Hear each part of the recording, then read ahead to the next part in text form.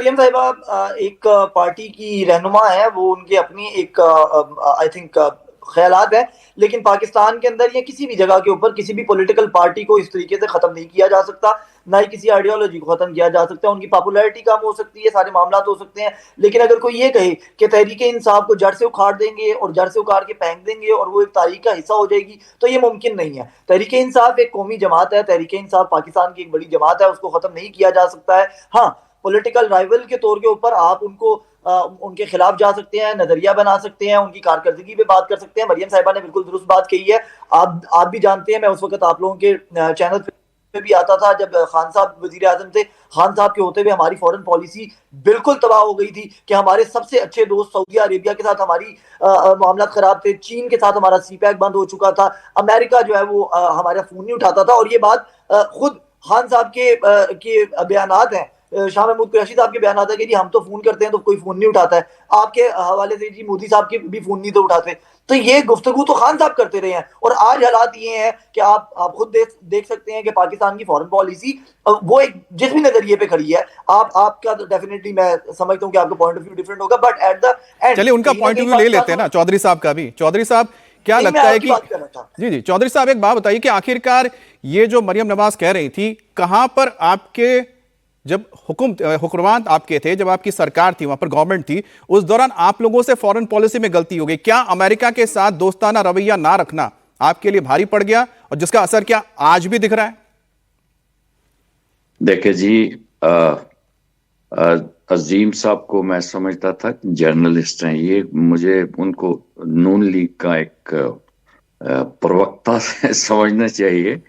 मैं समझता हूं कि पहली बात तो मरियम ये कह रही हैं कि 4 साल की हुकूमत, हमारी 4 साल की हुकूमत नहीं थी, ये 3.5 साल की हुकूमत थी।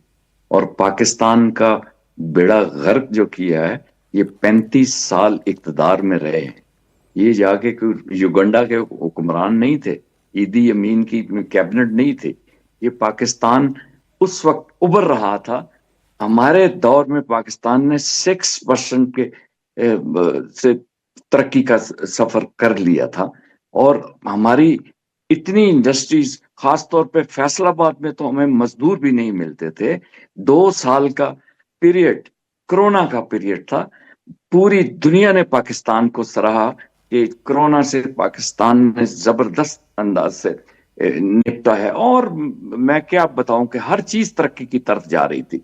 अब ये कभी कहते हैं कि भाई 2017 से पहले वो जो नवाज शरीफ का दौर था तो उसमें डॉलर इतने का था, तो जनाब उससे पहले जो मुशर्रफ का दौर था उसमें तो डॉलर 60 रुपए में था, और उससे पहले चले जाएं तो ये कहते हैं कि हमने महंगाई खत्म कर दी। आपने करप्शन का रिकॉर्ड तोड़ दिया है। मैं अपने मोअज़्ज़ज़ भाई से ये पूछूंगा कि ये जो 53 अरब डॉलर की ये जो गड़बड़ हुई है, वो IMF ने भी इस सवाल उठाया है, तो कौन खा गए? जो 35 साल वाले खा गए या 3.5 साल वाले खा गए?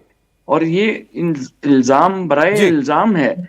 मुलाकात हमारे हर एक से अच्छे थे, सऊदी अरब से साथ भी बहुत। चलिए एक जवाब ले लेते हैं इफ्तिकार साहब, उसके बाद मैं निसार जी के पास जाऊंगा। काफी देर से उनके पास मैं गया नहीं हूं, अब छोटा सा जवाब दीजिएगा।